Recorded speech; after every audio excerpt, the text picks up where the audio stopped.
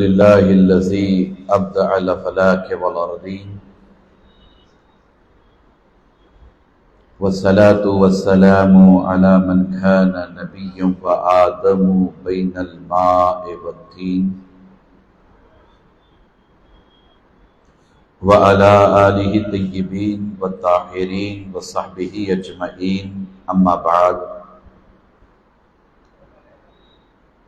فقد قال الله تبارك وتعالى في القرآن الكريم أعوذ بالله من الشيطان الرجيم بسم الله الرحمن الرحيم وقل جاء الحق وزهق الباطل إن الباطل كان زهوقا آمنت بالله صدق الله العظيم وصدق رسوله النبي الأمين الكريم ونحن على ذلك لمن الشاهدين والشاكرين والحمد لله رب العالمين. وقال في شان حبيبه الكريم عليه تحية والتسليم إن الله وملائكته يصلون على النبي يا أيها الذين آمنوا صلوا عليه وسلموا تسليما اللهم صل على سيدنا ومولانا محمد وعلى آل سيدنا ومولانا محمد طب القلوب والدوائها وعافية الأبدان وشفائها والنور الأبصار والضيائها وآلہ وصحبہ دائما ابدا سرمدا. برادران ملت اسلامیہ و عزیزان گرامی قدر، اللہ تبارک و تعالیٰ کا بے پناہ فضل و کرم اور حضور نبی اکرم صلی اللہ تعالیٰ علیہ وآلہ وسلم کے نالین پاک کا تصدق، جن کی برکتوں اور عنایتوں سے ہم تمام جمعۃ المبارکہ کے موقع پر اللہ کے مقدس گھر میں حاضری کی سعادت سے بہرہ مند ہیں. اللہ تبارک و تعالیٰ ہم سب کے مجتمع ہونے کو اپنی بارگاہ میں قبول فرمائے اور جمعہ کی برکتوں اور رحمتوں سے ہم سب کو اور عالم اسلام کو فیضیاب فرمائے. انشاءاللہ بإذن اللہ آج مختصر سے وقت میں ہم سب اجتماعی طور پر سلطان الہند عطائے رسول فی الہند معین الحق والملت والدین خواجہ خواجگاں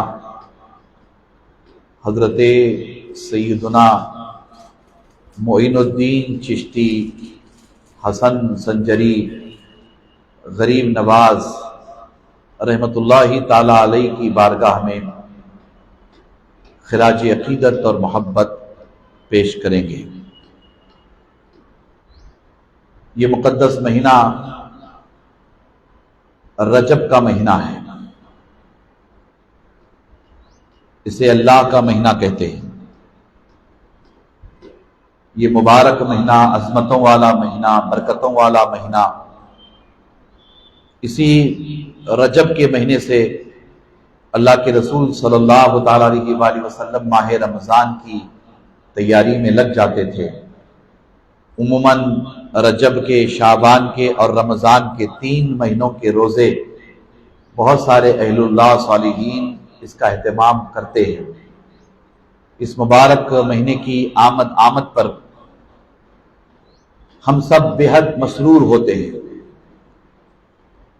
پہلے عشرے میں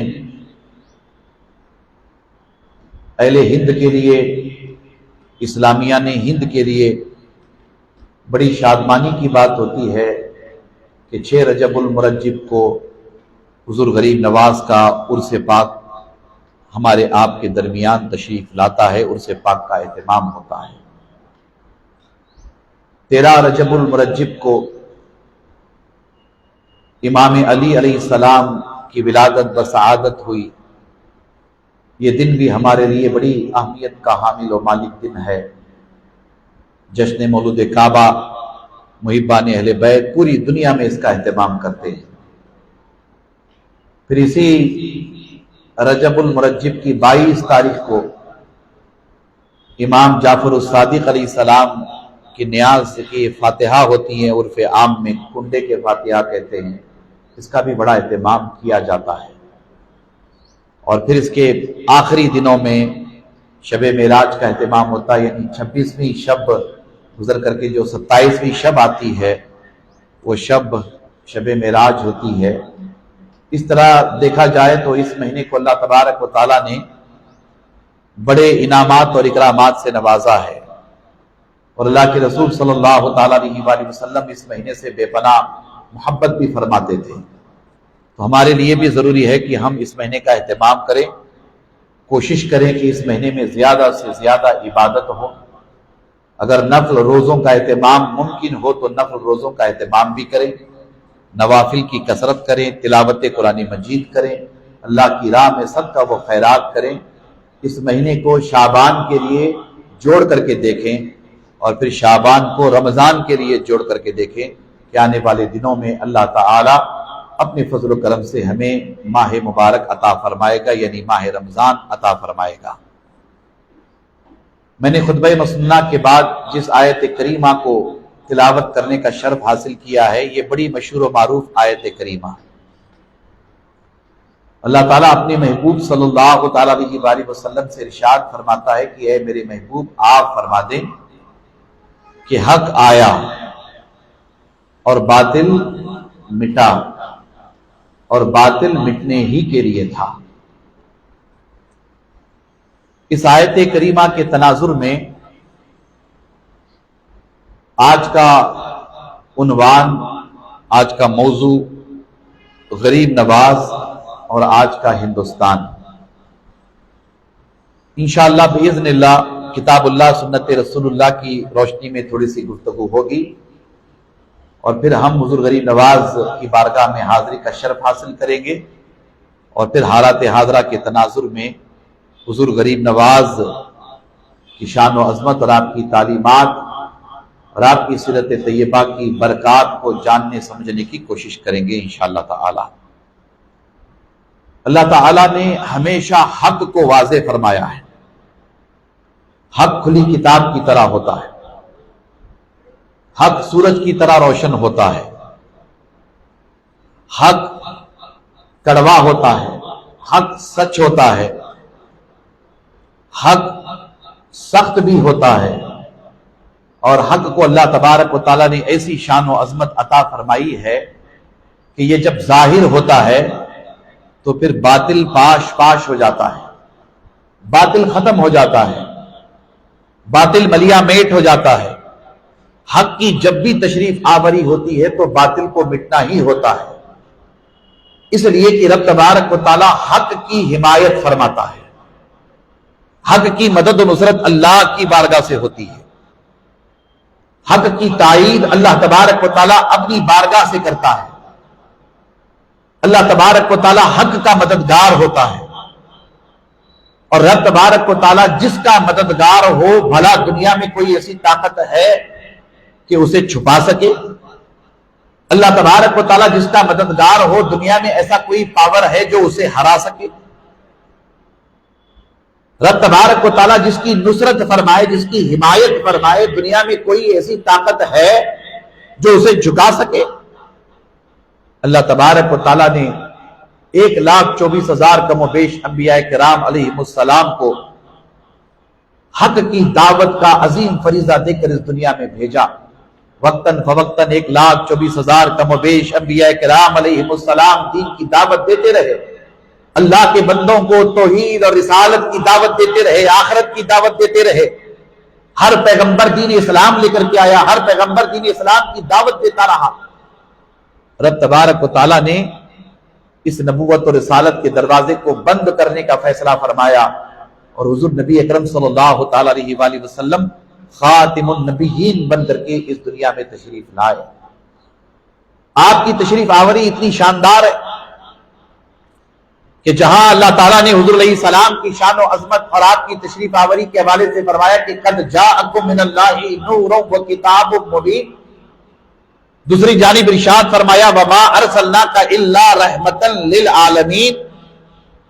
پھر رب تبارک و تعالیٰ نے اپنے محبوب کو حق عطا فرمایا، اپنے محبوب کو سراپا حق بنایا، اس دنیا میں مبعوث فرمایا، پھر اعلان فرمایا وَقُلْ جَاءَ الْحَقُّ وَزَهَقَ الْبَاطِلُ إِنَّ الْبَاطِلَ كَانَ زَهُوقًا، یعنی اے میرے محبوب صلی اللہ تعالیٰ علیہ وآلہ وسلم، آپ حق ہیں، حق کی دلیل بن کر کے آئے ہیں، سراپا حق ہیں، آپ کی تشریف آوری کے بعد باطل کو مٹنا ہے، اور یقیناً باطل مٹنے کے لیے ہی ہے۔ اللہ تبارک و تعالیٰ نے کل کائنات کے لیے اپنی ذات، اپنی صفات یعنی عقیدہ توحید، عقیدہ رسالت، عقیدہ نبوت اور عقیدہ آخرت کے لیے، بلکہ اپنی ذات و صفات کے لیے اللہ تبارک و تعالیٰ نے اپنے محبوب کو سب سے مضبوط دلیل بنا کر اس دنیا میں بھیجا اور اعلان فرمایا کہ میرا محبوب حق ہے، اے بندو تمہارے درمیان میرا محبوب حق کے ساتھ آ رہا ہے، اور میرے محبوب کی تشریف آوری پر باطل کو مٹنا ہے، اور یقیناً باطل کو مٹنا ہی تھا۔ یہ رب تبارک و تعالیٰ نے اپنے محبوب صلی اللہ تعالیٰ علیہ وآلہ وسلم کے ساتھ حق کی حمایت کا اعلان فرمایا۔ ظاہر سی بات ہے کہ حضور نبی اکرم صلی اللہ تعالیٰ علیہ وآلہ وسلم اس دنیا میں تشریف لائے تو آپ کی تشریف آوری کی برکتوں سے دنیا والوں نے جانا کہ اللہ ایک ہے۔ آپ اس دنیا میں تشریف لائے تو لوگوں کو پتا چلا کہ عقیدہ توحید ہے، عقیدہ رسالت ہے، عقیدہ آخرت ہے، ایک اللہ ہے، اسی کی عبادت ہونی چاہیے، اسی کی پرستش ہونی چاہیے، اور آپ پر اللہ تعالیٰ نے نبوت اور رسالت کے دروازے کو بند کر دیا، آخری نبی بن کر کے آپ اس دنیا میں تشریف لائے۔ حضور نبی اکرم صلی اللہ تعالیٰ علیہ وآلہ وسلم نے حق کو اس قدر مضبوط فرمایا کہ آپ نے اپنی اہل بیت کے ذریعہ یعنی حضور علیہ السلام کے اہل بیت کی تربیت فرمائی، صحابہ کی بہترین تربیت فرمائی۔ اہل بیت اطہار کی شان و عظمت یہ ہے کہ یہ اہل بیت بھی ہیں اور صحابہ بھی ہیں، اللہ نے یہ شرف انہیں عطا فرمایا، اس پر بہت کم لوگ غور کرتے ہیں۔ یہ اہل بیت بھی ہیں اور صحابہ بھی ہیں۔ امام علی علیہ السلام اہل بیت میں بھی ہیں اور اللہ نے انہیں شرف صحابیت بھی عطا فرمایا ہے۔ حسنین کریمین اہل بیت بھی ہیں اور اللہ تعالیٰ نے انہیں شرف صحابیت عطا فرمایا ہے۔ سیدہ فاطمہ سلام اللہ علیہا اہل بیت میں بھی ہیں اور اللہ تعالیٰ نے شرف صحابیت بھی آپ کو عطا فرمایا ہے۔ پھر دوسری جانب اللہ تعالیٰ نے صحابہ کی تربیت فرمائی، اور صحابہ کی ایسی شاندار تربیت فرمائی کہ حضور نبی اکرم صلی اللہ تعالیٰ علیہ وآلہ وسلم نے ارشاد فرمایا کہ اصحابک النجوم، میرے صحابہ آسمانی ہدایت کے چمکتے دمکتے ستارے، ان میں سے تم جن کی بھی پیروی کرو گے ہدایت پاؤ گے۔ میری اہل بیت کشتی نوح کی مانند ہے، ان میں جو سوار ہوگا وہ منزل مقصود پر پہنچے گا۔ اللہ اکبر، ہم اہل سنت و جماعت ہیں، ہمارا موقف بالکل واضح ہے، ہم تن من دھن سے اہل بیت اطہار کی شان و عظمت پر قربان ہیں، اہل بیت اطہار کی محبت میں سرشار ہیں، اہل بیت اطہار کے بغیر ہم اپنے طور پر نہیں بلکہ دلائل براہین کی روشنی میں دین کو نامکمل مانتے۔ اہل بیت اطہار کی شان و عظمت اپنی جگہ مسلم ہے، ہم جہاں اہل بیت اطہار سے بے پناہ محبت کرتے وہیں اہل سنت و جماعت کا اور ہم جن اولیاء کو مانتے ہیں ان تمام اولیاء کا اس بات پر اتفاق ہے کہ تمام حضور علیہ السلام کے صحابہ کی تعظیم بھی واجب ہے، اہل بیت کی محبت بھی واجب اور صحابہ کی تعظیم بھی واجب۔ اہل بیت سے محبت کرنے والے، صحابہ کی تعظیم کرنے والے، انہی لوگوں کو اہل سنت و جماعت کہا جاتا ہے۔ اللہ کا شکر ہے کہ ہم اس کے پابند ہیں۔ حضور نبی اکرم صلی اللہ تعالیٰ علیہ وآلہ وسلم کی وصال ظاہری کے بعد اہل بیت اطہار نے بھی صحابہ نے بھی دین کی خدمات کو جاری رکھا۔ صحابہ کرام رضوان اللہ تعالیٰ علیہم اجمعین کے بعد ائمہ اہل بیت کا سلسلہ چلا، تابعین کا سلسلہ چلا، تابعین کا سلسلہ چلا، ہر دور میں یہ نفوس قدسیہ حق کی حمایت میں کھڑے رہے، ہر دور میں یہ نفوس قدسیہ حق کی نصرت کے لیے کھڑے رہے، ہر دور میں یہ نفوس قدسیہ حق کے علم بردار بنے رہے، حق کے ایسے علم بردار بنے رہے کہ اہل بیت اطہار کی قربانیوں کو گنوانے کی ضرورت نہیں ہے، جگ ظاہر ہے، صحابہ کی قربانیوں کو گنوانے کی ضرورت نہیں ہے، سب جانتے ہیں۔ تابعین، تابعین، یہ سلسلہ جاری رہا۔ اللہ تبارک و تعالیٰ نے اہل بیت اطہار کو، صحابہ کو بڑی عظمتیں عطا فرمائی، تابعین کو بڑی عظمتیں عطا فرمائی۔ جب یہ سلسلہ تابعین کا ختم ہوا، اللہ تبارک و تعالیٰ نے حق کی حمایت کے لیے، حق کی مدد و نصرت کے لیے، اور حق کی دعوت و تبلیغ کے لیے، اور حق کو اللہ کے بندوں تک پہنچانے کے لیے اللہ تبارک و تعالیٰ نے اپنے محبوب صلی اللہ تعالیٰ علیہ وآلہ وسلم کی امت میں ولیوں کو پیدا فرمایا۔ اس میں دو رائے نہیں کہ تابعین، تابعین، صحابہ، اہل بیت اطہار، یعنی نبیوں کے بعد صحابہ ہو، اہل بیت اطہار ہو، خلفائے راشدین ہو، تابعین ہو، تابعین ہو، محدثین ہو، ائمہ مجتہدین ہو، سب کو اللہ تبارک و تعالیٰ نے ولایت کا عظیم منصب عطا فرمایا ہے، ولایت کے عظیم درجے پہ سب کے سب فائز رہے، مگر نام کے اعتبار سے، نسبت کے اعتبار سے انہیں صحابہ کہا جاتا ہے، انہیں اہل بیت کہا جاتا ہے، انہیں تابعین کہا جاتا ہے، انہیں تابعین کہا جاتا ہے۔ یہ سب کے سب حضور نبی اکرم صلی اللہ تعالیٰ علیہ وآلہ وسلم کی شمع نبوت اور رسالت کے پروانے ہیں۔ اللہ والوں کو اللہ تبارک و تعالیٰ نے حق کی دعوت و تبلیغ کا عظیم فریضہ عطا فرمایا۔ یہ اہل اللہ، یہ صالحین، آپ پڑھے پیران پیر غوث اعظم دستگیر کو، کس قدر پیران پیر غوث اعظم دستگیر کی سیرت، آپ کی تاریخ روشن ہے، تابناک ہے، کیسے آپ نے دین کی خدمت انجام دی ہے، کیسے آپ نے دعوت دین کا کام کیا ہے، کیسے آپ نے حق کو اللہ کے بندوں تک پہنچایا ہے۔ آپ اکثر سنتے رہتے ہیں مجھ سے، پھر وہ وقت آیا کہ رب تبارک و تعالیٰ، بالخصوص شمالی ہندوستان کی بات ہم کریں، شمالی ہندوستان، اللہ تبارک و تعالیٰ نے شمالی ہندوستان میں اسلام کے چراغ کو روشن کرنا چاہا، دین اسلام کو ہندوستان تک پہنچانے کا اللہ نے فیصلہ فرمایا۔ ویسے تاریخ کا مطالعہ کیا جائے تو آپ کو پتا چلے گا کہ حضور نبی اکرم صلی اللہ تعالیٰ علیہ وآلہ وسلم کے ظاہری زمانے میں اسلام ملبار کیرلا کی سرزمین پر آ چکا تھا۔ آپ جائیں کیرلا میں کوچین سے 40-45 کلومیٹر کے فاصلے پر چرامن نامی مطلب ایک گاؤں ہے، مسجد ہے وہاں پہ، اور یہ مسجد حضور علیہ السلام کے زمانہ ظاہری میں بنی تھی۔ وہاں کے راجہ نے، وہاں کے رہنے بسنے والوں نے حضور علیہ السلام کا وہ معجزہ دکھا تھا، معجزہ شق القمر، چاند کے 2 ٹکڑے ہونے والا معجزہ وہاں کے لوگوں نے دیکھا تھا، اور اس کے بعد وہ ایمان لے آئے تھے۔ صحابہ تجارت کے لیے ملبار کیرلا آتے تھے، اور ملبار کیرلا کے لوگ تجارت کے لیے عرب جاتے تھے۔ تو ویسے دیکھا جائے تو ہمارے اپنے ملک میں اسلام اسی وقت آیا ہے جس وقت اللہ کے رسول صلی اللہ تعالیٰ علیہ وآلہ وسلم اس خاکدان گیتی پر اپنے نبی، اپنے رسول ہونے کا اعلان فرمایا تھا۔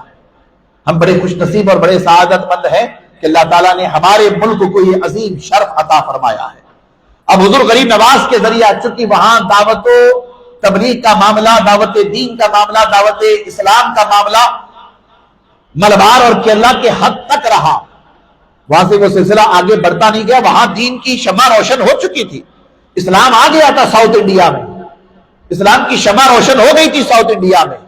اب ایک اس کو پھیلانا تھا تو رب تبارک و تعالیٰ نے حضور غریب نواز رحمت اللہ تعالیٰ علیہ کا انتخاب فرمایا، اور حضور غریب نواز حق بن کر حق کی حمایت کے ساتھ، دعوت حق کے ساتھ، دین حق کے ساتھ ہندوستان تشریف لائے، اور آپ کی تشریف آوری کی برکتوں سے اللہ تبارک و تعالیٰ نے ہندوستان میں اسلام کی شمع کو ایسا روشن فرمایا کہ آج 811 سال کا عرصہ گزرا ہے حضور غریب نواز کو وصال فرمائے، اس ملک میں اسلام اتنا مضبوط اور مستحکم ہوا کہ آج کروڑوں کی تعداد میں فرزندان توحید اس ملک میں، اس دیش میں رہتے بستے ہیں، اور قیامت تک انشاءاللہ تعالی اس دیش میں اس ملک میں فرزندان توحید رہتے رہیں گے اور بسیں گے انشاءاللہ باذن اللہ حق کی حمایت ہمیشہ ہوتی رہے گی، اس لیے کہ اس ملک میں اسلام کی شمع کو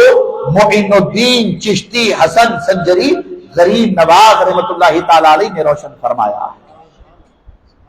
حضور غریب نواز رحمۃ اللہ تعالی علیہ ہندوستان تشریف لائے اور آپ نے یہاں دعوت دین کا عظیم فریضہ انجام دیا۔ آپ نے حق اللہ کے بندوں تک پہنچایا، دین اللہ کے بندوں تک پہنچایا، دعوت دین کے کام میں آپ مصروف رہے۔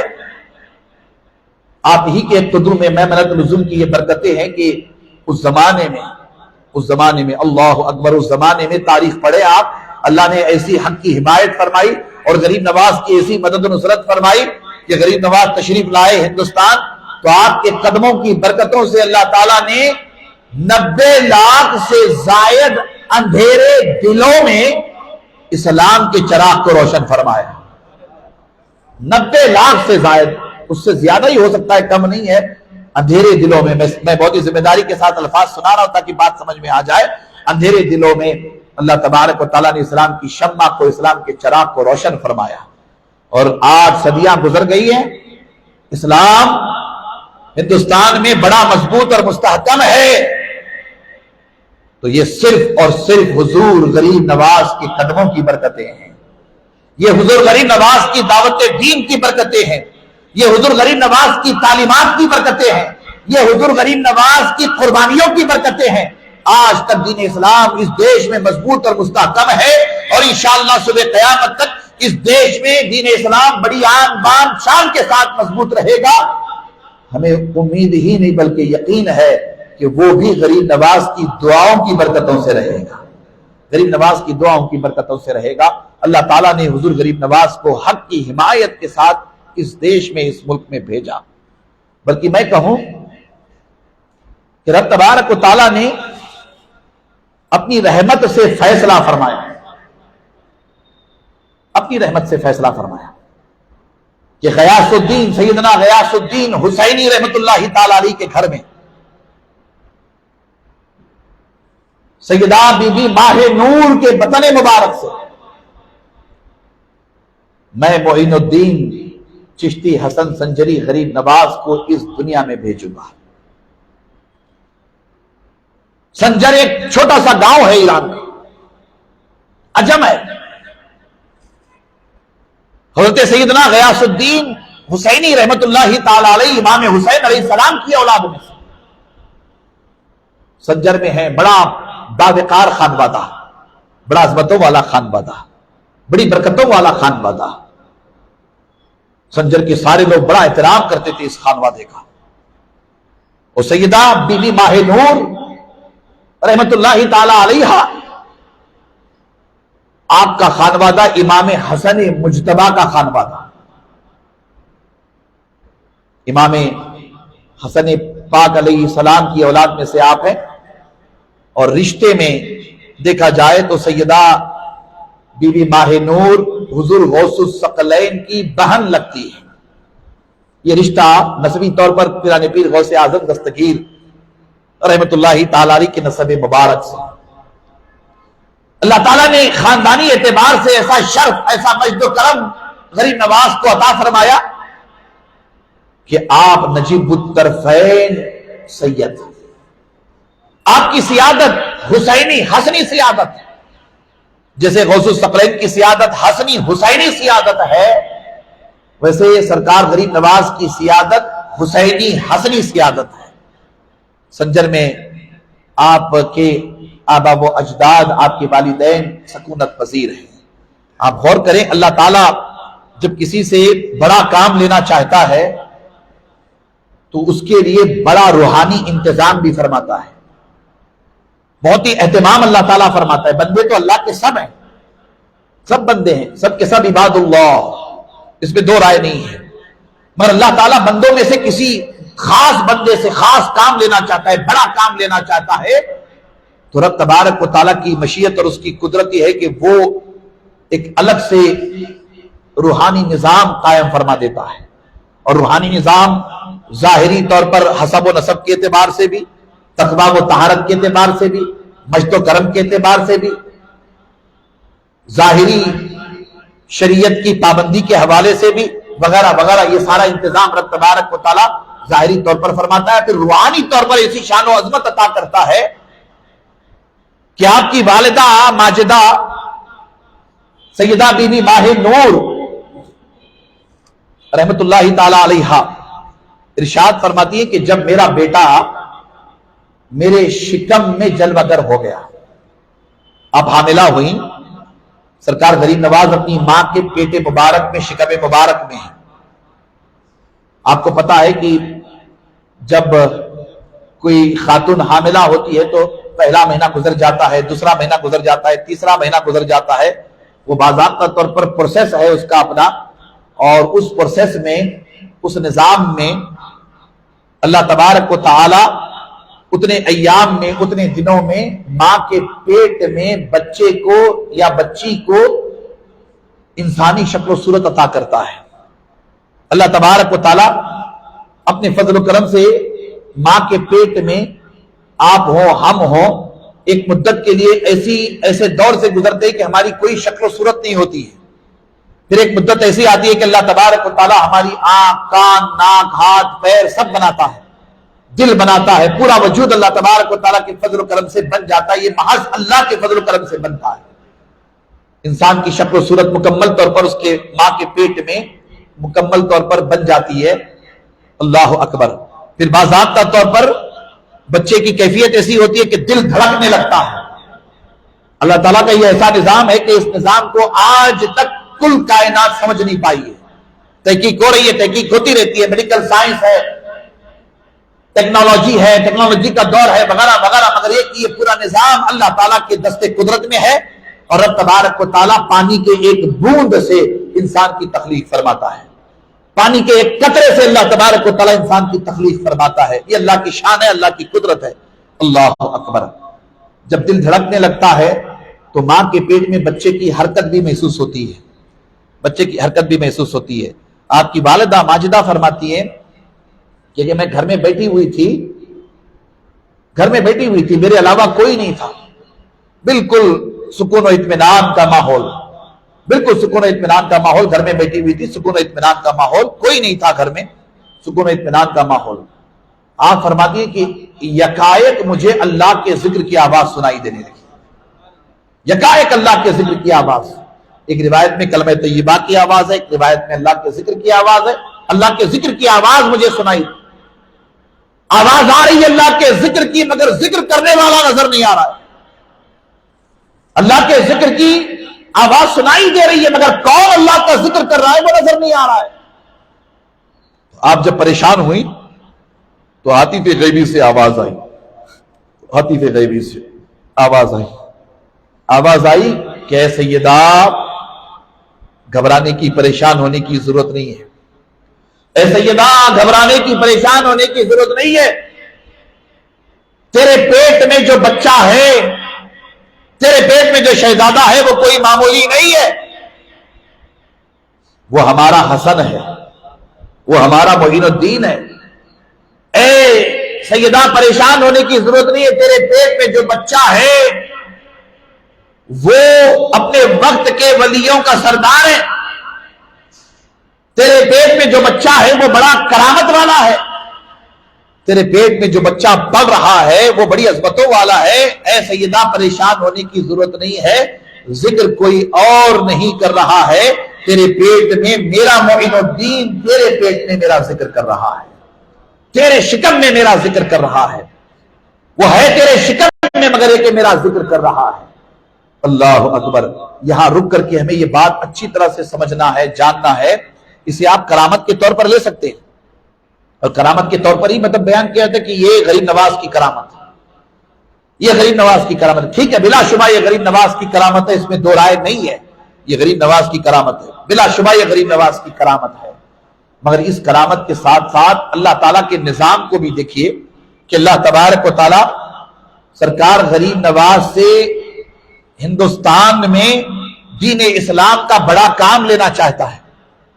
اور اس کام کی تیاری اللہ تبارک و تعالیٰ ماں کے شکم سے فرما رہا ہے، ماں کے پیٹ سے فرما رہا ہے کہ یہ معین الدین، اس سے دین کا بڑا کام ہوگا، یہ معین الدین، اس سے حق کی نصرت ہوگی، حق مضبوط ہوگا۔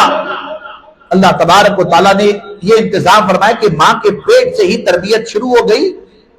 اور مجھے بتائیے کہ ہم تو ایسے معاشرے میں، ایسے سوسائٹی میں رہتے ہیں کہ 50-60 سال کے بھی مسلمان ہو جاتے ہیں تو اللہ کے ذکر کی توفیق نہیں ہوتی ہے، 50-60 سال کے ہوتے ہیں تو اللہ کرنے کی توفیق نہیں ہوتی ہے، کلمہ طیبہ پڑھنے کی توفیق نہیں ہوتی ہے۔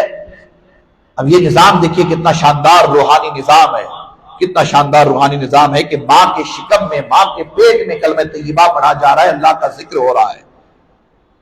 یہ اللہ کی مدد و نصرت کے بغیر ممکن نہیں ہے۔ اور اللہ تعالیٰ نے انتخاب فرمایا، انتخاب فرمایا، یہ سب بچوں کے لیے شان میسر نہیں ہے، اللہ نے انتخاب فرمایا ہے سرکار غریب نواز کا۔ ماں کے پیٹ میں اللہ کے ذکر کا اہتمام، کلمہ طیبہ کا اہتمام، پھر وہیں سے ہمیں ایک پیغام دیا جا رہا ہے، پوری عالم انسانیت کو پیغام دیا جا رہا ہے، اور بالخصوص غریب نواز کے چاہنے ماننے والوں کو پیغام دیا جا رہا ہے کہ اے میرے چاہنے ماننے والوں، میری سیرت کو پڑھو، میں اپنے ماں کے شکم میں ہوں، ماں کے شکم میں بھی ہوں تو اللہ کے ذکر سے غافل نہیں ہوں، ماں کے شکم میں بھی، حالانکہ وہ مکلف نہیں ہے، وہ اس کے مکلف نہیں ہے۔ نماز فرض کب ہوتی ہے؟ جب بچہ 7 سال کا ہوتا ہے۔ 10 سال کی عمر میں بچے کے لیے کہا گیا کہ نہیں پڑھے تو مار کر کے نماز پڑھاؤ، سختی کر کے نماز پڑھاؤ، یہی حکم ہے نا، تب چل کر کے نماز کے لیے مکلف ہوتے۔ سرکار غریب نواز تو اپنی ماں کے شکم میں ہے، ماں کے شکم میں، ماں کے پیٹ میں۔ اللہ اکبر، اللہ کا ذکر، اللہ کی یاد، اللہ کرنا، کلمہ طیبہ پڑھنا۔ آپ ذرا غور کریں کہ اللہ تبارک و تعالیٰ نے کیسی شان، کیسی عظمت عطا فرمائی ہے۔ غریب نواز اپنے چاہنے ماننے والوں کو پیغام دے رہے ہیں کہ اے مجھ سے محبت کرنے والوں، اللہ کے ذکر سے کبھی غافل نہ ہونا، اللہ کی یاد سے کبھی دور نہ ہونا، اللہ کہتے رہنا، اللہ کرتے رہنا، اللہ کے ذکر سے اپنی زبان کو تر رکھنا، اپنے دل کو آباد رکھنا۔ غریب نواز کی یہ شان و عظمت کیا کم ہے ہمارے آپ کے لیے کہ آپ ماں کے پیٹ میں ہیں، ماں کے شکم میں ہیں، اللہ کا ذکر کر رہے ہیں، ماں کے شکم میں اللہ کا ذکر کر رہے ہیں۔ حالانکہ آپ کے لیے ضروری نہیں ہے، مگر یہ کہ آپ اللہ کے بندے ہونے کا اعلان فرما رہے ہیں، اللہ کی عبدیت کا اعلان فرما رہے ہیں، اللہ کا ذکر کر رہے ہیں۔ تو ہمیں اس طرف توجہ کرنی چاہیے کہ تھوڑا سا وقت مل جائے زندگی میں، بلکہ وقت نکالا جائے۔ میں آپ سب سے کہہ رہا ہوں، نوجوانوں سے کہہ رہا ہوں کہ 5 وقتہ نماز کی پابندی، یعنی فرائض اور واجبات کی پابندی کے ساتھ ساتھ ہمیں اللہ کا ذکر کرنا چاہیے، اللہ کے ذکر کی مجالس، محافل سجانا چاہیے، اللہ کرنا چاہیے۔ غریب نواز کے ذکر کا عالم یہی کہ آپ نے اللہ اپنے ماں کے شکم سے کرنا شروع کیا، ماں کے شکم سے کرنا شروع کیا تو تا دم وصال آپ کی زبان پر اللہ جاری رہا۔ یہ اللہ والوں کی شان ہے، یہ اللہ والوں کی عظمت ہے۔ حضور غوث الثقلین چھوٹے سے بچے ہیں، تربیت دیکھیے کیسی ہو رہی ہے، گھر میں دینی تعلیم ہے، نماز کی تعلیم ہے، ظاہری تقاضے بھی پورے کیے جائیں، استاد آتے پڑھانے کے لیے، وہ پڑھا کر چلے جاتے ہیں۔ والدہ خود مطلب ہے کہ اپنے وقت کے بڑے عالمات میں سے، والد بزرگوار صرف ولی اللہ نہیں تھے بلکہ وہ اپنے وقت کے بڑے علماء میں سے تھے۔ یہ گھرانہ، یہ خانوادہ علم والوں کا خانوادہ، ایسی شان و عظمت والا خانوادہ کہ یہاں سے علم کی خیرات بٹا کرتی تھی۔ سرکار غریب نواز کو اس خاندان میں پرورش پا رہے، اس خاندان میں تربیت ہو رہی ہے، ایک سے بڑھ کر کے ایک اساتذہ سے تربیت ہو رہی ہے۔ اور ایک موقع پر تو تربیت کا عالم دیکھیے، عید کی نماز ہے، عید کی نماز، سرکار غریب نواز نئے کپڑے پہن کر عیدگاہ کے لیے نکل پڑے، عید کی نماز کے لیے نیا کپڑا پہنے، نیا جوڑا پہنے، عید کی نماز کے لیے نکل پڑے۔ چھوٹا سا ایک بچہ، کہتے ہیں نا کہ بچپن کا عالم ہے آپ کا، آپ بڑے بھی نہیں ہیں، بچے ہیں آپ، ابھی چند سال کے ہیں، بچپن ہے آپ کا۔ عید کی نماز کے لیے نکلے تو راستے میں ایک بچہ آپ ہی کی عمر کا، وہ روایتوں میں آتا ہے کہ وہ نابینا بھی تھا، غریب بھی تھا، نابینا بھی تھا، اس کا کوئی سہارا نہیں تھا، وہ راستے پہ روتے ہوئے کھڑا تھا، لوگ گزر رہے تھے راستے سے، اس کی طرف توجہ نہیں تھی، بچہ کھڑا تھا، بچے پر کیا توجہ کی جائے۔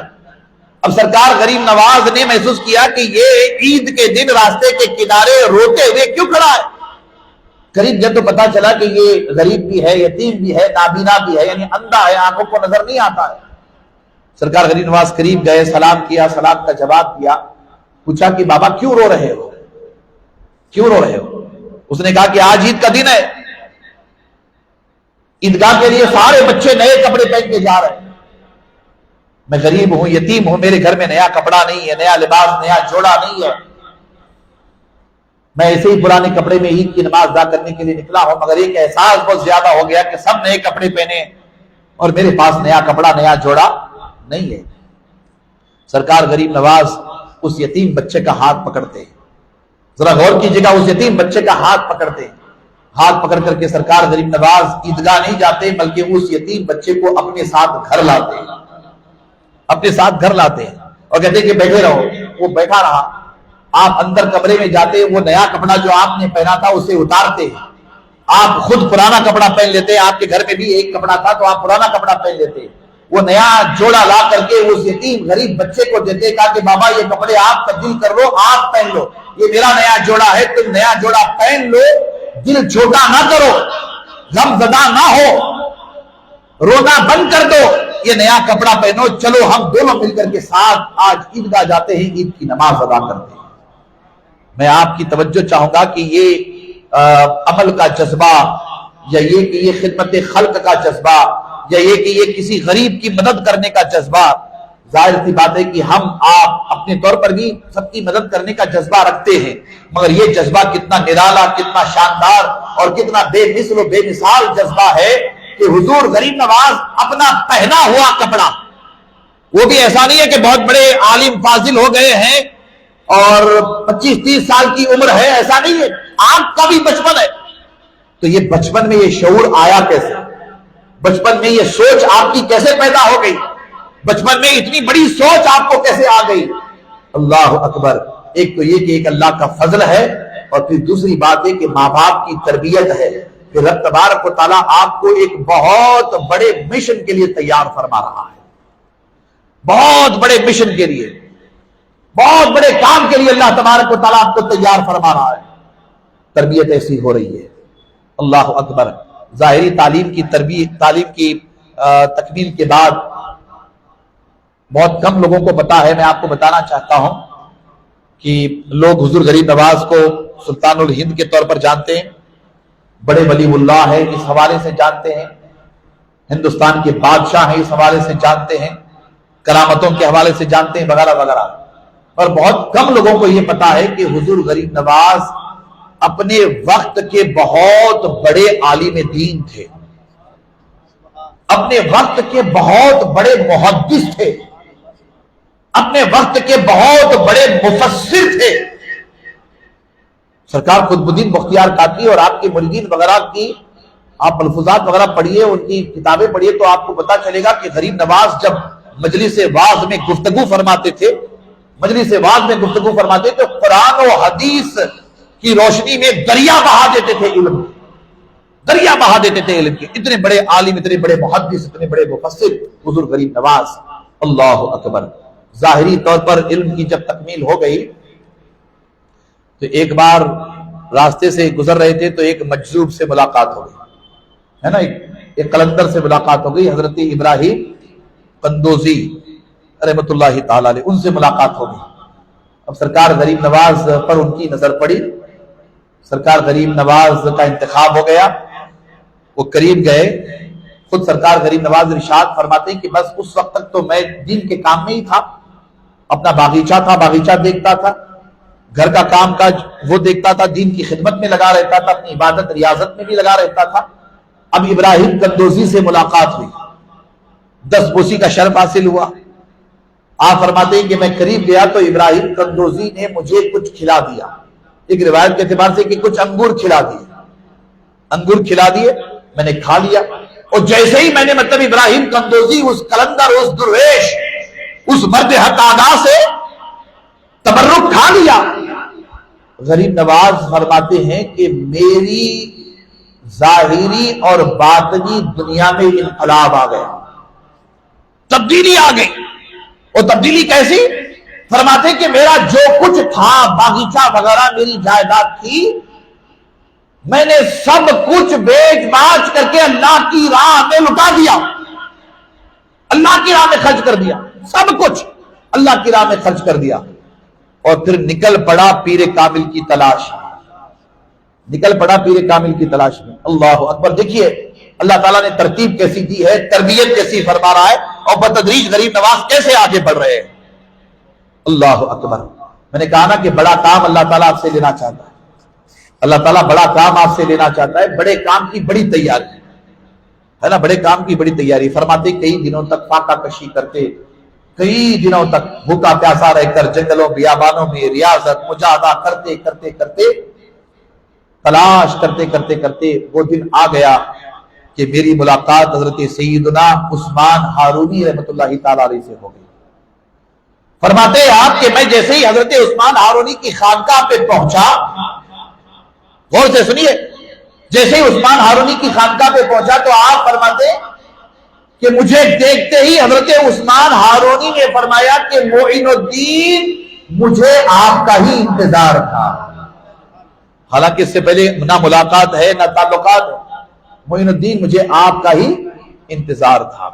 اللہ اکبر! ایسی تربیت فرمائی، بیعت کیا، خلافت و اجازت سے سرفراز کیا، ایسی تربیت فرمائی کہ آپ کو لے کر کے پیدل سفر کرتے ہوئے چل پڑے حرمین شریف ہے۔ فرمایا کہ معین الدین چلے حرمین شریف ہے، زیارت کرتے اللہ کے گھر کی، زیارت کرتے ہیں رسول اللہ کے در کی۔ اللہ اکبر! لے کر ساتھ میں چل پڑے۔ آپ ذرا غور کریں کہ وہ سفر سرکار غریب نواز کا کیسا روحانی نورانی ہوگا کہ اپنے پیر کے ساتھ آپ سفر فرما رہے ہیں، اپنے پیر کے ساتھ آپ پیر کی خدمت کرتے ہوئے، نمازوں کی پابندی کرتے ہوئے۔ آپ فرماتے کہ سفر میں نمازوں کی بڑی عجیب و غریب تربیت ہوا کرتی تھی، ترکیب ہوا کرتی تھی، فرائض واجبات کی بھی پابندی، نوافل کی پابندی، قدم قدم پر سجدوں کی پابندی۔ فرماتے کہ پورے سفر میں عبادت اور ریاضت کا یہی حال رہا۔ فرض اور واجب نماز کا چھوٹنا تو بہت دور کی بات ہے، نفل سجدے بھی قضا نہیں ہوئے، نفل نمازیں بھی آپ کی نہیں چھوٹی۔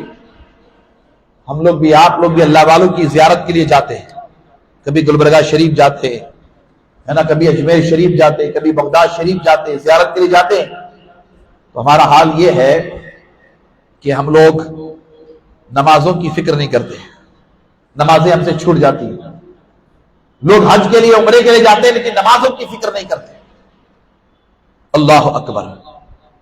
اجمیر شریف جانا ہو، سفر ہے، ظاہر سی بات ہے کہ آپ کو یہاں سے ٹرین سے جانا ہو، بس سے جانا ہو، گاڑی سے جانا ہو، فلائٹ سے جانا ہو تو ٹائم تو لگے گا نا، اور اس درمیان میں نمازیں آتی ہے تو نمازیں ہم سے چھوٹ جاتی ہیں۔ اجمیر شریف قیام کے دوران بھی بہت سارے ایسے ہوتے ہیں جو نماز کی پابندی نہیں کرتے، دہلی جاتے نماز کی پابندی نہیں کرتے، گلبرگہ شریف جاتے ہیں تو نماز کی پابندی نہیں کرتے۔ میں بتانا یہ چاہ رہا ہوں آپ کو کہ اللہ والوں کی زیارت بغیر عبادت کے قبول نہیں ہے، زیارت بغیر عبادت کے قبول نہیں ہے۔ اللہ والے یہی کہیں گے کہ پہلے فرض اور واجب ادا کرو پھر ہماری زیارت کرو، ان کی تعلیم بھی یہی ہوگی۔ اللہ اکبر! اس طرف خصوصی توجہ کی ضرورت ہے اور ہمیں توجہ کرنا چاہیے۔ سرکار غریب نواز فرماتے کہ ہم لوگ چلے اور چل کر کے حرم کعبہ پہنچے۔ اللہ اکبر! ایسے خوش نصیب لوگ بہت کم ہیں جو اپنے پیر کے ساتھ حرمین شریفین کی زیارت کی حاضری کا شرف حاصل کر لیتے ہیں۔ سرکار غریب نواز اپنے پیر و مرشد کے ساتھ حرمین شریفین حاضر ہے۔ اب آپ اندازہ لگائیں، غور کریں کس قدر وہ روحانی منظر ہوگا، کس قدر سرکار غریب نواز پر کیفیت طاری رہی ہوگی، کس قدر سرکار غریب نواز وجد کے عالم میں رہے ہوں گے اپنے پیر کے ساتھ، وہ بھی سرکار سیدنا عثمان ہارونی رحمت اللہ تعالی علیہ جیسے جلیل القدر اللہ والے کے ساتھ۔ اب آپ غور کریں غریب نواز کا پیر ہے تو وہ کیسا ہوگا، ہے نا، غور کرنا ہے نا، غریب نواز کا وہ پیر ہے تو پھر اس کی شان کیسی ہوگی۔ اللہ اکبر! سرکار غریب نواز فرماتے کہ میرے پیر مجھے ساتھ لے کر کے مطاف میں پہنچے، جہاں طواف کیا جاتا ہے، مطاف میں پہنچے، جہاں سے طواف شروع کیا جاتا ہے وہ حجر اسود ہے، وہاں پہنچے، طواف کے لیے پہنچے، مطاف پہنچے۔ مطاف پہنچنے کے بعد طواف شروع کرنے سے پہلے، اللہ اکبر، طواف شروع کرنے سے پہلے سرکار عثمان ہارونی نے اللہ کی بارگاہ میں دعا کی، گڑ گڑا کر کے، آنسو بہا کر کے، وجد کی کیفیت میں۔ سرکار غریب نواز فرماتے کہ وجد کی کیفیت میں سرکار عثمان ہارونی نے اللہ کی بارگاہ میں دعا کی، حرم پاک کے سامنے کھڑے ہو کر، مطاف میں کھڑے ہو کر کے دعا کی، اے اللہ یہ میرا معین الدین ہے۔ کیا فرماتے؟ اے اللہ یہ میرا معین الدین ہے، اسے اپنی بارگاہ میں قبول فرما۔ میں لایا ہوں اے میرے مولا، میرے معین الدین کو لایا ہوں تیری بارگاہ میں، اے اللہ میرے معین الدین کو اپنی بارگاہ میں قبول فرما۔ اے اللہ یہ میرا معین الدین ہے، اسے اپنی بارگاہ میں قبول فرما۔ اللہ اکبر، اللہ اکبر۔ سرکار غریب نواز فرماتے کہ ادھر میرے پیر و مرشد عثمان ہارونی دعا کر رہے تھے، اور ادھر ہاتف غیبی سے آواز سنائی دینے لگی، اے عثمان ہارونی، ہم نے آپ کے معین الدین کو اپنی بارگاہ میں قبول کر لیا، ہم نے آپ کے معین الدین کو اپنی بارگاہ میں قبول کر لیا۔ اب آپ اندازہ لگائیں، غور کریں کہ اللہ تعالیٰ نے کیسی شان، کیسی عظمت سرکار غریب نواز کو عطا فرمائی ہے۔ اور یہی عالم مدینہ منورہ کا بھی رہا، یہی عالم مدینہ منورہ کا بھی رہا۔ سرکار غریب نواز مدینہ منورہ حاضر ہوئے اور مدینہ بارگاہ رسالت میں پہنچے تو آپ کے پیر و مرشد نے سرکار غریب نواز سے فرمایا کہ حضور کی بارگاہ میں صلاۃ و سلام پیش کرو، درود پاک پیش کرو۔ اللہ اکبر۔ سرکار صلی اللہ تعالی علیہ وآلہ وسلم کی بارگاہ میں حضور غریب نواز ہیں، فرماتے الصلاۃ والسلام علیک یا سیدی یا رسول اللہ، درود شریف پیش کرتے ہیں، سرکار کی جالی مبارک کے پاس کھڑے ہو کر درود پاک پیش کرتے ہیں۔ اب آپ یہاں اچھی طرح سے بات کو سمجھ لیں کہ دین اسلام کا عقیدہ یہ ہے کہ ہر نبی اپنی قبر میں زندہ ہوتا ہے، اللہ زندگی دیتا ہے، اور ہم امام الانبیاء کی امت ہے۔ ہر نبی جب اپنی قبر میں زندہ ہے تو سارے نبیوں کا سردار بھی اپنی قبر میں زندہ ہے۔ اب سرکار کی زندگی کو وہی سمجھ سکتے ہیں جو زندگی والے ہوں، جن کے دل مردہ ہوتے ہیں وہ سرکار کی زندگی کو محسوس نہیں کرتے، اور مردوں کی سمجھ میں یہ باتیں آتی بھی نہیں ہیں، اور ہمارا مقصد بھی مردوں کو سمجھانا نہیں ہے، ہم تو زندوں سے خطاب کر رہے ہیں، ہم تو زندوں سے خطاب کر رہے ہیں۔ ذرا غور کریں، توجہ کریں، اللہ اکبر۔ کھڑے ہیں جالی مبارک کے پاس، الصلاۃ والسلام علیک یا سیدی یا رسول اللہ، یعنی مہاجر شریف جہاں ہے وہاں کھڑے ہیں، حضور کی بارگاہ میں سلام کر رہے ہیں۔ اللہ اکبر۔ سرکار معین الدین چشتی اجمیری غریب نواز رحمۃ اللہ تعالی علیہ نے جیسے ہی حضور کی بارگاہ میں سلام کیا تو سرکار علیہ الصلاۃ والسلام کی بارگاہ سے غریب نواز کو ان کے سلام کا جواب ملا۔ سلام کا جواب، اللہ اکبر، وعلیک السلام یا سلطان الہند، وعلیک السلام یا سلطان الہند، وعلیک السلام یا سلطان الہند، وعلیک السلام یا سلطان البحر والبر۔ اس طرح کے مطلب ہے کہ القابات کے ساتھ، یعنی بحر و بر کے سلطان آپ پر بھی سلام ہو، اے ہند کے سلطان آپ پر سلام ہو، وغیرہ وغیرہ، یہ القابات اور دعاؤں کے ساتھ غریب نواز کو جواب ملا۔ غریب نواز کو جواب ملا تو اس سے یہ بات ثابت ہو گئی کہ سرکار غریب نواز کو سلطان الہند، ہند کے رہنے والوں نے نہیں بنایا، بلکہ آپ کو سلطان الہند مدینے کے تاجدار نے بنایا، مدینے کے تاجدار نے بنایا ہے۔ اور مدینے کے تاجدار کا بنایا جانا یہ ووٹنگ پہ ڈیپینڈ نہیں کرتا ہے، یہ انتخاب پہ ڈیپینڈ نہیں کرتا ہے، یہ حکومتوں پر ڈیپینڈ نہیں کرتا ہے۔ حضور نے جسے سلطان بنا دیا وہ قیامت تک سلطان ہو جاتا ہے، وہ قیامت تک سلطان ہو جاتا ہے۔ اللہ تعالیٰ نے اپنے محبوب کی بارگاہ سے سرکار غریب نواز کو یہ عظیم خطاب عطا فرمایا، بلکہ یہ بھی کتابوں میں لکھا گیا کہ اے معین الدین، تو میرے دین کا معین ہے. یہ پیغام ملا کہ اے معین الدین تو میرے دین کا معین ہے. میں نے ہندوستان تجھے عطا کیا ہے. میں نے ہندوستان تجھے عطا کیا ہے. اللہ اکبر. یہ شان، یہ عظمت اللہ تبارک و تعالیٰ نے سرکار غریب نواز کو حرمین شریفین سے عطا فرمائی. اب ظاہر سی بات ہے کہ تیاری چھوٹی نہیں تھی، تیاری بہت بڑی تھی. میں ماں کے شکم سے بات کر رہا ہوں، ہے نا، ماں کے شکم سے بات کر رہا ہوں. تیاری بہت بڑی تھی. تیاری بہت بڑی اس لیے تھی کہ بہت بڑا مشن ہے. سرکار غریب نواز کے سامنے بہت بڑا چیلنج ہے. سرکار غریب نواز کے سامنے کوئی معمولی بات نہیں ہے. اس وقت کے یہ سپر پاورز میں ہوا کرتے تھے، بڑے بڑے بادشاہ، بڑے بڑے راجا، بڑے بڑے مہاراجا. اس وقت کی یہ بڑی طاقتور سلطنت تھی. سرکار غریب نواز کے سامنے یہ چیلنج تھا. اللہ اکبر. سرکار غریب نواز ہند تشریف لائے تو ظاہر سی بات ہے کہ اس وقت پڑوسی ملک کا وہ علاقہ ہند ہی میں تھا، ہندوستان ہی کہلاتا تھا. لاہور میں داتا گنج بخش علی حجویری رحمت اللہ تعالی علیہ کا مزار مبارک ہے. یہ حضور غریب نواز سے پہلے کے بزرگ ہیں، پہلے کے بزرگ ہیں. لاہور میں پہلے کے بزرگ ہیں. ہندوستان آنے سے پہلے سرکار غریب نواز نے لاہور میں داتا گنج بخش علی حجویری رحمت اللہ تعالی علیہ کی بارگاہ میں چلہ کشی کی.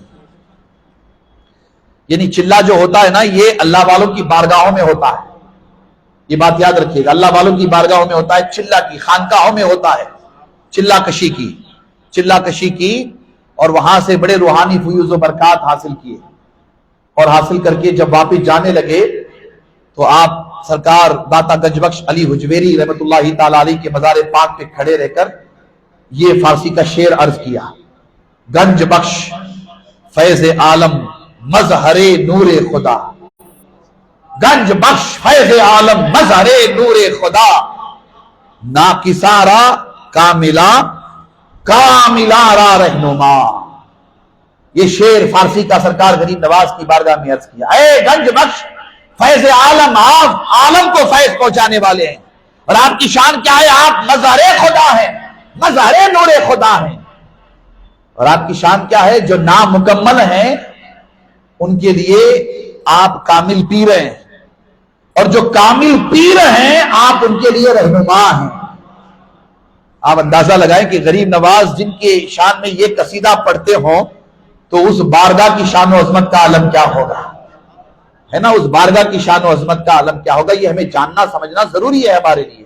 اللہ اکبر. آپ ہندوستان تشریف لائے تو اکثر غلط فہمیاں پھیلائی جاتی ہے. عنوان ہے نا ہمارا غریب نواز اور آج کا ہندوستان.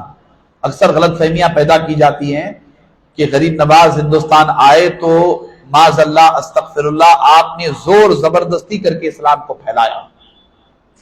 یہ غلط فہمی پیدا کی جاتی ہے کہ ہندوستان میں اسلام تلوار کے زور پہ پھیلا. ہم یہاں رک کر کے صرف اتنا کہنا چاہتے ہیں کہ ہندوستان پر جتنے بادشاہوں نے حملہ کیا، خواہ وہ مسلم ہو غیر مسلم ہو، وہ سیاسی حملے تھے. اس کا دین سے مذہب سے کوئی لینا دینا نہیں تھا. وہ سیاسی حملے تھے. دو بادشاہوں کے درمیان جنگ، راجہ مہاراجاؤں کے درمیان جنگ، نوابوں کے درمیان جنگ، ایسے ہی سلاطین کے درمیان جنگ ہوتی تھی، مسلم غیر مسلم دونوں. اسے دین کا اسلام کا کوئی تعلق نہیں ہے. آپ تاریخ اٹھا کر کے دیکھیے، بتائیں گے آپ کو کہ کون سا بادشاہ یہاں آ کر کے اس نے کہا ہو کہ مسلمان ہو جاؤ. کسی بادشاہ نے نہیں کہا. کسی بادشاہ نے دین کا کام نہیں کیا. بہت ہی ذمہ داری سے کہہ رہا ہوں، دین کی خدمت کسی بادشاہ نے نہیں کی ہے. آئے وہ حملہ کرتے رہے، حملہ کر کے چلے گئے. یہ بادشاہوں کا معاملہ رہا. یہ ان بادشاہوں کا معاملہ رہا جن کی حکومت جسموں پر ہوا کرتی تھی. میں اس بادشاہ کی بات کر رہا ہوں جس نے جسم پر نہیں، ہندوستان میں رہنے بسنے والے کروڑوں ہندوستانیوں کے دلوں پر حکومت کر رہا ہے. دلوں پر حکومت کر رہا ہے. میں اس بادشاہ کی بات کر رہا ہوں جسے سلطان الہند، عطا رسول فی الہند، معین الحق والملت والدین غریب نواز کہا جاتا ہے. غریب نواز تشریف لائے تو آپ نے کسی پر زبردستی نہیں کی. جی کسی پر کوئی زبردستی نہیں کی. آپ نے ہندوستان آپ کی تشریف آوری تو آپ نے پیغام دیا. اجمیر میں لوگ جاننا سمجھنا چاہتے تھے غریب نواز کو کہ یہ کون لوگ ہیں, یہ مسلمان ہیں. پہلے تو بہت دور دور رہتے تھے, بہت دور دور رہتے تھے, گالی گلوچ بھی ہوئی, پتراؤ بھی ہوا, نفرت بھی کرتے رہے, پھر تھک ہار گئے, دور دور رہتے تھے, بہت دور دور رہتے تھے. دیکھا کہ یہ لوگ تو بہت اچھے ہیں, یہ کسی کو تکلیف نہیں پہنچاتے. ذرا غور سے سنیے, یہ کسی کو تکلیف نہیں پہنچاتے, یہ تو بہت بھلے لوگ لگتے ہیں, یہ تو بہت نیک لوگ لگتے ہیں. قریب آنا شروع ہوئے. جیسے قریب آنا شروع ہوئے تو غریب نواز کی روحانیت سے متاثر ہونے لگے. اور غریب نواز کی روحانیت, غریب نواز کی تعلیمات کیا تھی؟ جب غریب نواز سے پوچھا گیا کہ آپ کون ہو, کیوں آئے ہو, آپ کی تعلیمات کیا ہیں, تو سرکار غریب نواز نے بس ایک ہی جواب دیا تھا کہ میں اللہ کا بندہ ہوں. کیا فرمایا تھا؟ میں اللہ کا بندہ ہوں, ایک فقیر ہوں, درویش ہوں, محبت کا پیغام لے کر آیا ہوں. کیا لے کر کے آیا ہوں؟ محبت کا پیغام لے کر کے آیا ہوں. کہا آپ بھی اللہ کے بندے ہو, میں بھی اللہ کا بندہ ہوں, آپ بھی انسان ہو, میں بھی انسان ہوں. پھر آپ نے حضور کی تعلیمات عام فرمائی. فرمایا الخلق عیال اللہ, ساری مخلوق اللہ کا کنبہ ہے. یہ پیغام دیا, ساری مخلوق اللہ کا کنبہ ہے. یہ بہت ہی غور کرنے کی بات ہے. اللہ والوں کی تعلیمات قرآن و حدیث کی روشنی میں دیکھیے. آپ نے غیر مسلم ماحول میں, ہندوستان میں بالکل غیر مسلم ماحول تھا, اپنائیت نہیں تھی, بالکل غیر ماحول تھا. غیر ماحول میں آپ فرمائے کہ الخلق عیال اللہ, ساری مخلوق اللہ کا کنبہ ہے, اللہ کا کنبہ ہے, اللہ کا کنبہ ہے. بتائیے یہ پیغام کتنا آفاقی, کس قدر اس پیغام میں بڑاپن ہے, اس پیغام میں کس قدر محبت ہے. غیر مسلموں سے کہہ رہے کہ ہم سب ایک ہیں, ہم سب انسان ہیں, ہم سب اللہ کا کنبہ ہے, اللہ کی فیملی ہے, اللہ کا کنبہ ہے. اللہ اکبر. یہ بات غریب نواز کی بڑی اثر کر گئی, بڑی اثر کر گئی. اور جو نفرت کرتے تھے ان کو قریب بلا کر کے فرمایا کہ بابا ہم جس دین کے ماننے والے ہیں, جس پیغمبر کا کلمہ پڑھتے ہیں, وہاں نفرت ہے ہی نہیں, وہاں صرف رحمت ہی رحمت ہے. وہاں تو پتھر برسانے والوں کو بھی دعائیں دی گئی ہیں, وہاں گالیاں دینے والوں کو بھی دعائیں دی گئی ہیں, راستے میں کانٹے بچھانے والوں کو دعائیں دی گئی. بابا ہم جس دین کے ماننے والے, وہاں نفرت نام کا لفظ ہے ہی نہیں. آپ نے فرمایا کہ نفرت کسی سے نہیں, محبت سب سے, سب سے محبت کرو. ہم سب انسان ہیں, ہم سب اللہ کا کنبہ ہیں. اللہ اکبر. جب غریب نواز کی تعلیمات عام ہونے لگی تو غریب نواز سے لوگ محبت کرنے لگے. اور اللہ نے غریب نواز کے چہرے کو ایسا نورانی بنایا تھا, غریب نواز کے چہرے کو ایسا نورانی بنایا تھا کہ دشمن بھی غریب نواز کا چہرہ دیکھ لیتا تھا تو آپ کے قدموں میں بیٹھ کر کے کلمہ پڑھ کے مسلمان ہو جاتا تھا. اللہ نے ایسی نورانیت غریب نواز کے چہرے کو عطا فرمائی. اللہ اکبر. میرے غریب نواز نے آج کے ہندوستان کے لیے بھی خاص طور پر فرمایا, اس وقت بھی فرمایا, آج کے لیے بھی. آپ کی تعلیمات ہر دور کے لیے. سرکار غریب نواز ارشاد فرماتے کہ خدا کا دوست یا خدا کا محبوب بندہ یا وہ بندہ منزل مقصود پر پہنچے گا, کامیاب ہوگا, جس میں یہ تین خوبیاں ہوں. یہ تین خوبیاں جس میں ہوں گی وہ منزل مقصود پر پہنچے گا. سرکار غریب نواز فرماتے ہیں پہلی خوبی یہ کہ اس کے اندر دریا جیسی سخاوت ہونی چاہیے, دریا جیسی سخاوت ہونی چاہیے. وہ غریب نواز کی شان و عظمت دیکھیے, آپ نے زندگی بھر ایسے ہی کیا, دریا جیسی سخاوت. یعنی یہ کہ صرف اللہ کی راہ میں مال لٹانا سخاوت نہیں ہے, اللہ کی راہ میں مال لٹانا یہی سخاوت نہیں ہے, بلکہ انسانیت کی خدمت کرنا سخاوت ہے, دشمنوں کو گلے لگانا سخاوت ہے. اللہ اکبر. نفرت کرنے والوں کے اندر محبت پیدا کرنا سخاوت ہے. فرمایا کہ تمہارے اندر دریا جیسی سخاوت ہونی چاہیے, تمہارا دل بڑا ہونا چاہیے. اللہ کے رسول نے فرمایا کہ سب سے بڑی دولت معاف کرنا ہے, معاف کرنا سب سے بڑی دولت ہے. آج دیکھیں مسلمانوں میں معاف کرنے کا جذبہ نہیں ہے, آج مسلمانوں میں بدلہ لینے کا جذبہ ہے. ایک مسلمان دوسرے مسلمان سے بدلہ لیتا ہے, ایک مسلمان دوسرے انسان سے بدلہ لے رہا ہے. پولیس اسٹیشن ہم سے آباد ہے, کورٹ ہم سے آباد ہے, آئے دن مرڈر ہوتے رہتے, آئے دن قتل ہوتے رہتے, آئے دن ایک مسلمان دوسرے مسلمان کو مار رہا ہے. یہ بدلہ لینے کا جذبہ، یہ جب تک ہمارے اندر ہے سمجھ لیں کہ شیطان ہمارے دلوں پر حکومت کر رہا ہے۔ عفو درگزر، معاف کر دینا، معاف کر دینا۔ اللہ اکبر۔ فرماتے ہیں کہ دریا جیسی سخاوت ہونی چاہیے، پھر فرماتے ہیں کہ آفتاب جیسی شفقت ہونی چاہیے۔ شفقت یعنی یہ کہ سب کو ایک نظر سے دیکھنا، سب کو محبت سے پیش آنا، سب کے ساتھ محبت سے پیش آنا۔ مثال کیا دی؟ سورج جیسی مثال دی کہ سورج جب طلوع ہوتا ہے، سورج نکلتا ہے، سورج جب طلوع ہوتا ہے اس کی روشنی دنیا میں پھیلتی ہے، بکھیرتی ہے۔ سورج یہ نہیں دیکھتا کہ یہ گھر امیر کا ہے، یہ گھر غریب کا ہے، یہ گھر چھوٹے کا ہے، یہ گھر بڑے کا ہے، یہ گھر ہندو کا ہے، یہ گھر مسلمان کا ہے، یہ گھر سکھ کا ہے، یہ گھر عیسائی کا ہے، یہ گھر شیڈول کاسٹ کا ہے، یہ گھر شیڈول ٹرائب کا ہے، یہ گھر بڑے کا ہے، یہ چھوٹے کا ہے۔ سورج یہ نہیں دیکھتا۔ سورج کی شان کیسی ہے؟ جب وہ طلوع ہوتا ہے تو سب کو نور دیتا ہے، جب وہ طلوع ہوتا ہے تو سب کو روشنی دیتا ہے، جب وہ طلوع ہوتا ہے سب کو اجالا دیتا ہے۔ اللہ اکبر۔ سب کو اجالا دیتا ہے، سب کو اجالا دیتا ہے۔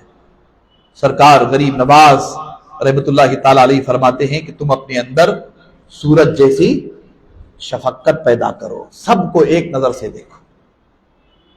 جناب والا، نفرتوں کا دور اتنا بڑھ گیا ہے کہ ایک زمانہ تھا کہ مسجد کے باہر مغرب کے نماز کے بعد یا فجر کے بعد مسجد کے باہر محلے میں، گلی میں غیر مسلم اپنے بچوں کو لا کر کے کھڑے رہتے تھے۔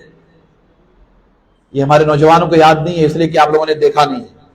یہ جو بزرگ حضرات ہیں آپ کو پتا ہے نا، ایسا آپ لوگ بھی جانتے ہیں، مسجد کے باہر غیر مسلم اپنے بچوں کو لا کے کھڑے رہتے تھے۔ کوئی بچہ بیمار ہے، بخار آ گیا ہے، سردی کھانسی ہو گئی ہے، بیمار ہے یا پڑھنے میں صحیح نہیں ہے، اپنے بچوں کو باہر گیٹ کے باہر لے کر کھڑے رہتے تھے، ادھر بھی ادھر بھی۔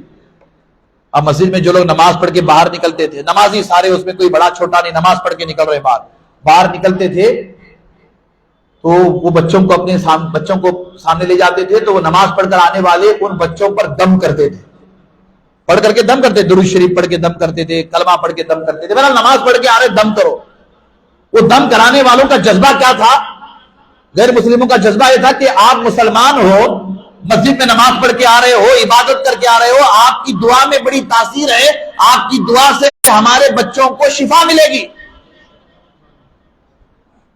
آج وہ ماحول نہیں رہا۔ کیوں نہیں رہا؟ اس کے ذمہ دار صرف نفرت پھیلانے والے نہیں ہیں، اس کے ذمہ دار کافی حد تک ہم بھی ہیں، اس کے ذمہ دار کافی حد تک ہم بھی ہیں۔ یہ بات غور سے سنیے، اس کے ذمہ دار کافی حد تک ہم بھی ہیں، کافی حد تک ہم بھی ہیں اس کے ذمہ دار۔ سرکار غریب نواز کے زمانے میں بتاؤں میں آپ کو، سب کو پتا تھا کہ بادشاہ غریب نواز کا بڑا معتقد ہے، مرید ہے، سب کو پتا تھا۔ بادشاہ ایک دلت بھائی سرکار غریب نواز کے پاس آیا اور عرض کرنے لگا کہ حضور میری زمین ہے، میری زمین پر بادشاہ کے لوگوں نے قبضہ کر لیا ہے، سرکار میری مدد فرمائیے، بادشاہ آپ کی بات سنتا ہے۔ تو سرکار غریب نواز اس دلت کو لے کر کے لمبا سفر طے کر کے بادشاہ کے پاس جاتے ہیں۔ بادشاہ کو جیسی خبر ہوتی ہے کہ سرکار غریب نواز آ رہے، بڑا اہتمام ہوتا ہے۔ بادشاہ یہ سمجھنے لگتا ہے کہ کوئی بڑا کام ہوگا، کوئی بڑی پریشانی تو کہیں نہیں آ گئی، کیا ہو گیا پتہ نہیں، بادشاہ پریشان رہتا ہے۔ غریب نواز آئے، خدمت میں عرض کیا کہ حضور بتائیے کیسے آنا ہوا، سرکار کیسے تشریف لائے؟ تو سرکار غریب نواز اپنے ساتھ وہ دلت بھائی کو لے آئے تھے، شیڈول کاسٹ، شیڈول ٹرائب کا دلت، اللہ اکبر، دلت کو لے کر کے آئے، کہا کہ یہ میرا معتقد ہے، چاہنے والا ہے، دلت ہے، اے بادشاہ تیرے لوگوں نے اس کی زمین قبضہ کر لی ہے، چھوٹی سی زمین تھی، قبضہ کر لی ہے، میں اس کی سفارش کرنے کے لیے آیا ہوں، اپنے لوگوں سے کہہ دے کہ اس کی زمین واپس کر دے، اپنے لوگوں سے کہہ دے۔ بادشاہ حیران ہوتا ہے کہ اتنے چھوٹے سے کام کے لیے چٹھی لکھ کر کے بھیج دیتے تو ہو جاتا، غریب نواز خود تشریف لائے،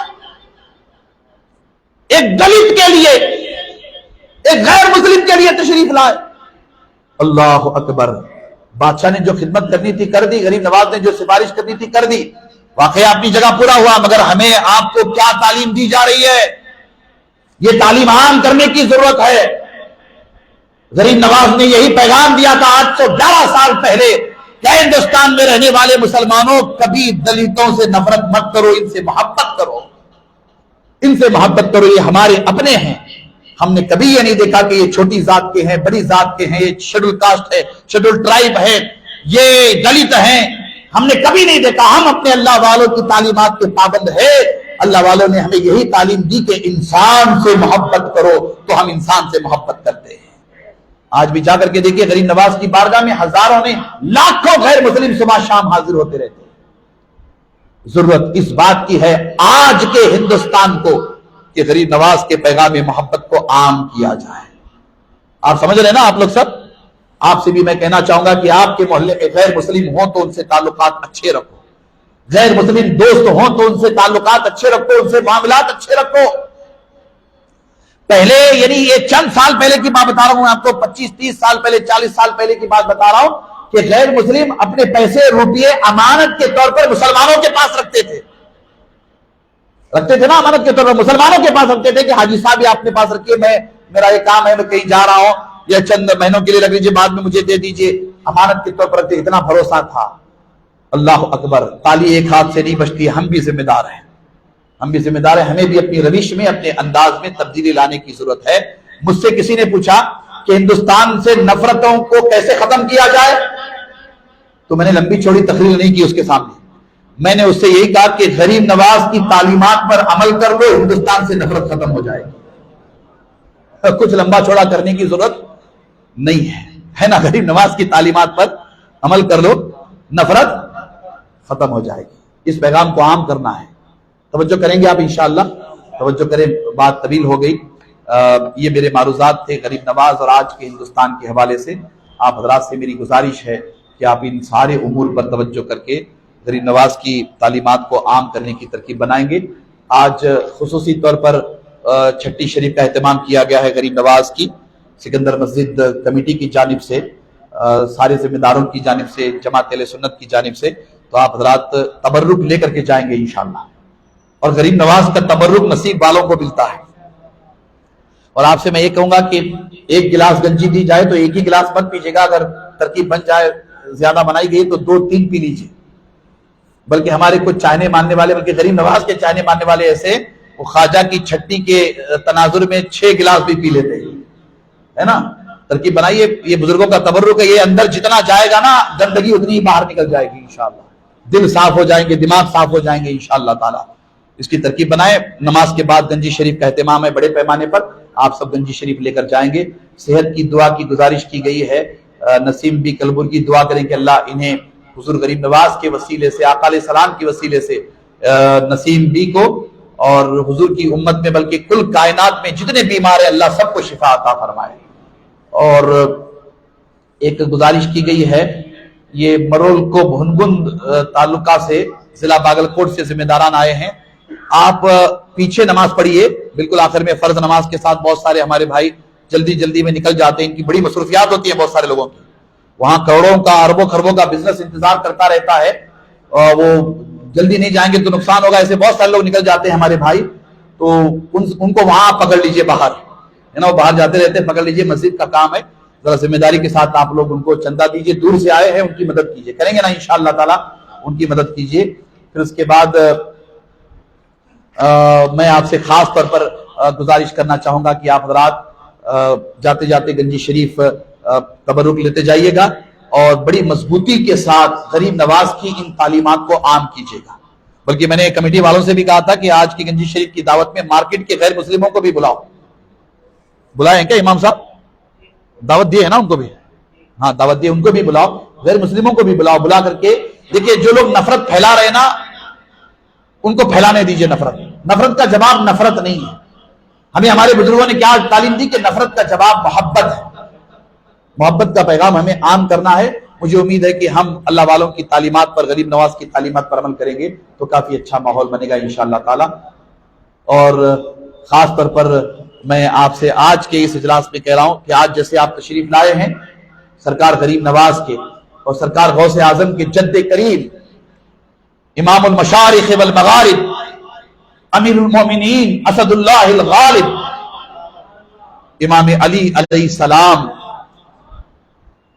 کی ولادت بسعادت 13 رجب کو ہے، یعنی اتوار کے دن 13 رجب کو ہے. جشن مولود کعبہ خانقاہ ہاشمی میں بہت بڑے پیمانے پر منایا جاتا ہے، امام علی کی ولادت بسعادت کی خوشی. تو آپ سے میری گزارش ہے کہ آپ سب تشریف لائیں گے انشاءاللہ. مغرب کی نماز خانقاہ ہاشمی میں پڑھیں گے اتوار کے دن، یعنی کل سنیچر ہے، پرسوں اتوار. بڑے پیمانے پر لنگر کا انتظام اہتمام رہے گا. تبرک کی تناول کیجئے، امام علی کی شان عظمت سماعت کیجئے، نعتوں کا منقبتوں کا بڑا حسین گلدستہ پیش کیا جائے گا. آپ بڑی تعداد میں تشریف لائیں گے. آپ اہل بیت کے چاہنے والے ہیں، غریب نواز غوث اعظم کے چاہنے والے ہیں، تو ان کے جد کریم کی ولادت کی خوشی میں جو جشن منایا جائے گا اس میں تشریف لائیں گے انشاءاللہ تعالی. تشریف لائیں گے نا انشاءاللہ تعالی. انشاءاللہ تعالی. اللہ سلامت رکھے. وآخر دعوانا ان الحمدللہ رب العالمین.